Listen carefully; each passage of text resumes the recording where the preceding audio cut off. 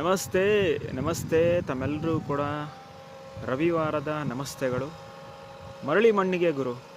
ಮತ್ತೆ ನಾವು ಕುಂಬಳಕಾಯಿ ತಿನ್ನೋದಕ್ಕೆ ವಾಪಸ್ ಬರಲೇಬೇಕಾಗುತ್ತೆ, ನಾವೆಲ್ಲೇ ಇದ್ದರೂ ಕೂಡ. ಓಕೆನಾ? ಸೊ ಐ ಥಿಂಕ್ ಇಲ್ಲಿ ನನಗೆ ಎರಡು ಪದಗಳು ನೆನಪಿಗೆ ಬರ್ತಾ ಇದೆ. ಎರಡು ಪದಗಳು ಅನ್ನೋದಕ್ಕಿಂತ 2 ಫ್ರೇಸಸ್ ಅಂತ ಹೇಳೋಕ್ಕೆ ಇಷ್ಟಪಡ್ತೀನಿ. ಒಂದು leave and let leave and next one sustainable development.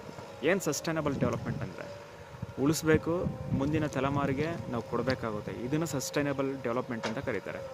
Okay, leave and let leave ಅಂತ ಹೇಳ್ತಾರೆ. ಬದುಕಲು ಬಿಡಿ. ಇದೆಲ್ಲ ಏನಕ್ಕೆ ಅಂತಂದರೆ ಕಮಿಂಗ್ ಡೇಸಲ್ಲಿ ನಾನು ಅಪ್ಡೇಟ್ ಕೊಡ್ತಾ ಬರ್ತೀನಿ. ನಮ್ಮಲ್ಲಿ ಆರ್ಗ್ಯಾನಿಕ್ ಕೃಷಿ ಅಂತ ಕರೀತಾರೆ, ಆರ್ಗ್ಯಾನಿಕ್ ಫಾರ್ಮಿಂಗ್ ಅಂತಲೂ ಹೇಳ್ಬೋದು. ಏನಕ್ಕೆ ಇದೆಲ್ಲ ಬೇಕು ಅಂತಂದರೆ ಇನ್ಹೆರಿಟೆನ್ಸ್ ಆಫ್ ದ ಅರ್ತ್ ಅಂತ ಕರಿತಾ ಹೋಗ್ತಾರೆ. ಈ ಭೂಮಿಯಲ್ಲಿರುವಂಥ ಪ್ರತಿ ಸ್ಪೀಸೀಸ್, ಪ್ರಾಣಿ ಆಗಿರ್ಬೋದು, ಪಕ್ಷಿ ಅಂತ ಇರ್ಬೋದು, ಮನುಷ್ಯ ಅಂತ ಇರ್ಬೋದು, ಪ್ರತಿಯೊಬ್ಬರೂ ಕೂಡ ಏನಿದೆ ಅಫ್ಕೋರ್ಸ್ ಒಂದು ಹಕ್ಕು ಅಂತ ಕರೀತಾರೆ, ಹಕ್ಕು ಬಾಧ್ಯತೆ ಅಂತ ಕರಿತಾ ಬರ್ತಾರೆ. ಓಕೆ, ಅವ್ರನ್ನಾಗೆ ನಾವು ಬಿಡಬೇಕಾಗುತ್ತೆ, ಅವರ ಪಾಡಿಗೆ ಬಿಡಬೇಕಾಗುತ್ತೆ. ಸೊ ಅದರ ಒಂದು ಸಣ್ಣ ಪ್ರಯತ್ನವನ್ನು ಶುರು ಮಾಡಿದ್ದೀವಿ. ಕಮ್ಮಿಂಗ್ ಡೇಸಲ್ಲಿ ಇನ್ನೂ ಯೂಸ್ ಅಪ್ಡೇಟ್ಸನ್ನು ಕೊಡ್ತಾ ಬರ್ತೀನಿ. ಸದ್ಯಕ್ಕೀಗ ಫಿಶ್ ಟ್ಯಾಂಕ್ ರೆಡಿಯಾಗಿದೆ ಗುರು. ಓಕೆನಾ?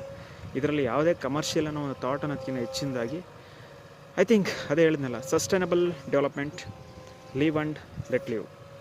ಮತ್ತು ನಾವೆಲ್ಲ ಏನು ಮಾಡಬೇಕು ಹೇಳಿ, ಕುಂಬಳಕಾಯಿ ತಿನ್ನೋದಕ್ಕೆ ವಾಪಸ್ ಬರಲೇಬೇಕು. Thank you.